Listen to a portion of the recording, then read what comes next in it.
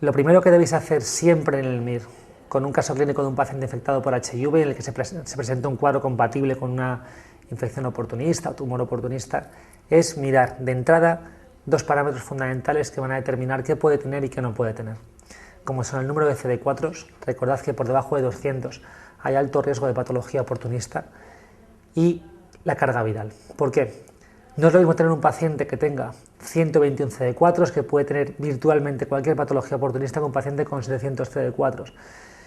Y luego es fundamental entender una cosa: tomar la medicación de manera errática, es decir, tomarla mal, con perder muchas tomas de pastillas, es igual a no tomarla peor, es peor aún, porque genera desarrollo de resistencias y garantiza mala evolución. Con lo cual, un paciente que nos digan que tenía hace 8 meses 220 CD4, carga viral elevada, y que o no toma medicación o la toma mal, puede dar por seguro que en el momento actual va a estar por debajo de 200. También es una de las maneras típicas de preguntarlo en el MIR.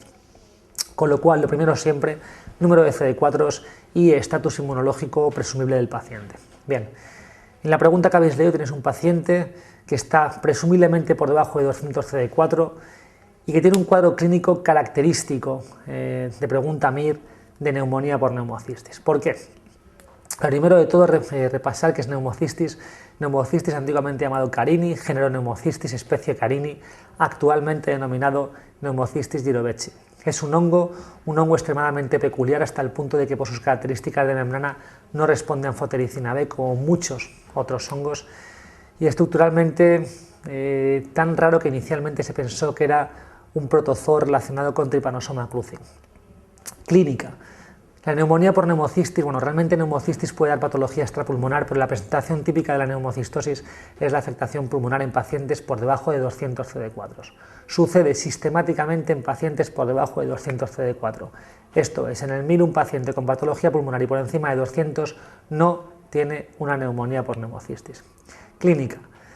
De manera característica, los cuadros clínicos del MIR suelen ser pacientes con cuadros subagudos de semanas de evolución, de febrícula, tos seca, molestias torácicas mal definidas, ausencia de expectoración, y los hallazgos radiológicos pueden ir desde la normalidad en estadios iniciales hasta infiltrados intersticiales muy sutiles o, en casos muy evolucionados, infiltrados intersticiales francos y la posibilidad de desarrollo de neumotórax secundario. La presencia de derrame pleural no es característico de la infección por neumocistis. Ojo, en pacientes que tomen pentamidina inhalada en aerosol como profilaxis de infección por neumocistis pueden presentarse formas atípicas cavitadas, que no son ni mucho menos la presentación habitual. Diagnóstico. El diagnóstico de la neumonía por neumocistis se establece estudiando las muestras respiratorias oportunas, ya sean esputos o muestras adquiridas por fibrobroncoscopia en lavado broncoalveolar o cepillado broncoalveolar. En principio, obviamente, las muestras invasivas obtenidas desde un foco neumónico son más rentables y mejores que el esputo, aunque este último también es bueno. ¿Qué técnicas podemos hacer con estas muestras? La más clásica, metenamina plata, una tinción propia de hongos que, de ser positiva en un contexto clínico adecuado, pues es diagnóstica o nos permite asumir el diagnóstico de neumonía por neumocistis. Inmunofluorescencia directa, pues una técnica más compleja que permite detectar la presencia de neumocistis con anticuerpos más marcados frente a él en la muestra determinada. Importante, el umbral de sospecha para neumonía por neumocistis en un paciente infectado por HIV con un cuadro clínico compatible debe ser bajo, es decir, ante la mera sospecha clínica de un paciente que tenga pinta de tener neumonía por neumocistis, comenzaremos inmediatamente tratamiento con cotrimoxazol. No hay que esperar a encontrar en las muestras el neumocistis porque es muy frecuente y característico. Pronóstico, preguntado muchas veces en el MIR. Hay factores que son obvios que marcan el pronóstico de la neumonía por neumocistis, como puede ser la neumopatía estructural previa o la afectación bilateral, pero el que de manera sistemática y recurrente se ha preguntado en el MIR es la hipoxemia.